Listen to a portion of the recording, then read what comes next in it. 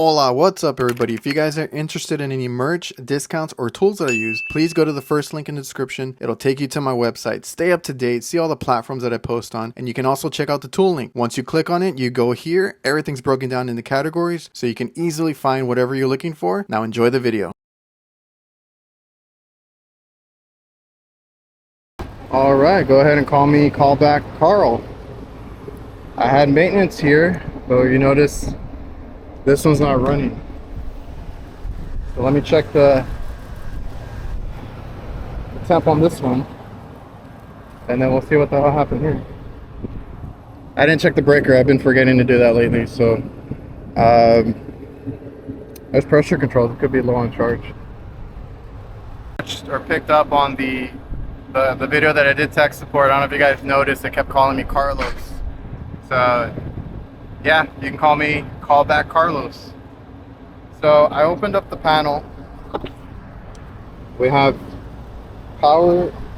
Well, I'm assuming we have power. We need to double check that, make sure we have our 3-phase power, and then I'm gonna start going one by one. Is our transformer working? Do we have 24 calling, all that? So we're gonna go one by one. This is, yeah, we're checking the the line side, and it's not picking up anything on any of the phases. All right. Oh, shit. Yeah, we're not. So I didn't check the breaker only because they're getting a delivery right now. I was trying to fight for like a parking. Let me see if I can. Let's check this.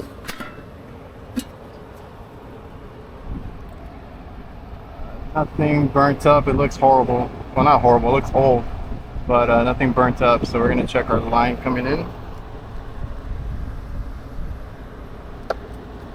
I don't have my real meter with me today, but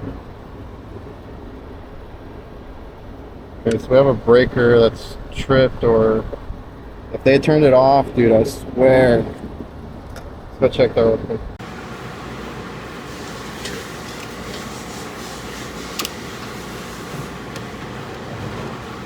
Do this a little easier and quicker. So we reset the breaker, and it's fine right now. So we're gonna have to see if we have a short somewhere. We're gonna check for a short. Power's off. All right, so let's see. The wind is picking up.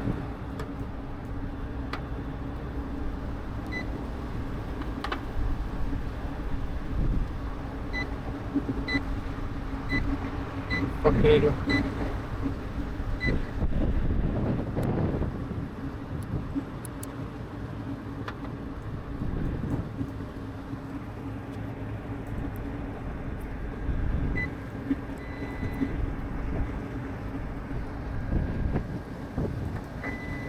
There we go.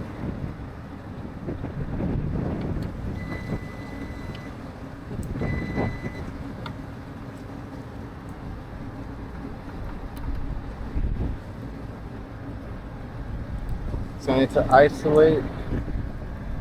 You know what? Let's just check at the compressor. It's the easiest thing.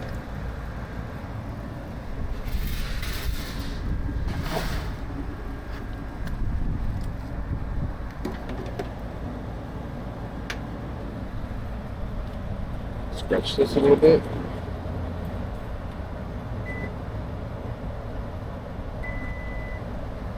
Then put this here.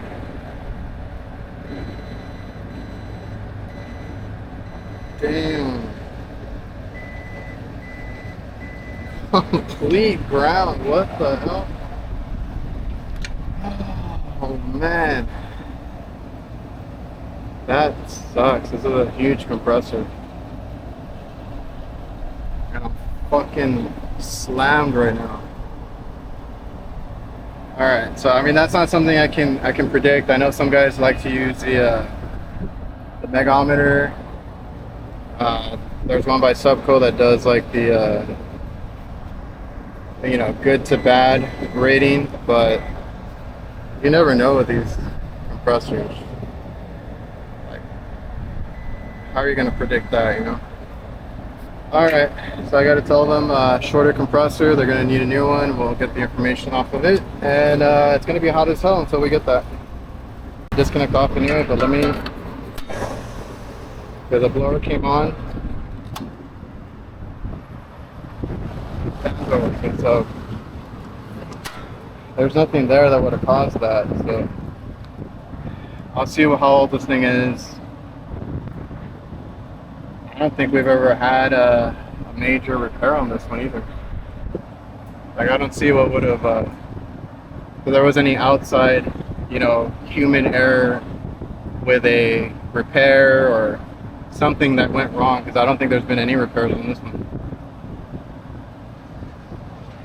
Get the information off the compressor, that's the best way. But if you guys have a if it's like the label on the outside, you can't read it anymore, there's always going to be labels on the inside. Train has them on the doors, Carrier has them right here, so don't sweat it. They usually put them in several locations, and then if this ever gets damaged, like it's scratched off or something, you can peel this off and there should be another one underneath. So you should always be able to find part numbers, model numbers, and serial numbers. All right, got off that roof pretty quick. The manager there, super awesome. It's somebody new, because I used to hate coming to this location because the manager before was always in a bad mood, and she blamed me for like everything that happened in that store. So we had a lot of issues with their prep coolers, which a lot of them don't know how to use them or just get upset with them. So she was very understanding. I told her I have to get approval, I have to get prices, like it's a whole thing, and I coincidentally got out at 5 o'clock on the dot. So we're gonna run into some traffic, but that means I have to wait. Tomorrow's Friday, so I'll get some prices for them. We have to do a whole quote and everything, get it approved, and then get it ordered, unless, you know, they have it in stock. It is I think I've shown this one before, because we've worked on it. We've never had issues with it. I don't know why. Like I said, I don't know why it gave out. Just wear and tear, I guess. I don't think the system has ever been opened or exposed, at least to atmosphere. Like, it's never been leaked out completely or anything. Pretty sure we topped it off at one point, but it was like a pound at most, something like that. So I thought I was coming in here for like a leak, because I was like, oh, I think a year ago we topped it off, you know, something like that, but we haven't been called back since. So like I said, never been messed with, never been opened. I'm pretty sure, I don't know if it was this one or the one next to it, or if I did both, but I've changed contactors, you know, checked the wiring, like everything looked clean. Fan motors were working, everything is pretty good. So we have to get approval, and then oh, this is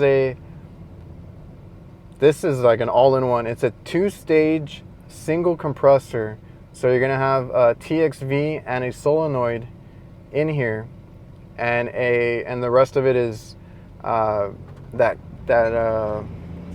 distributor head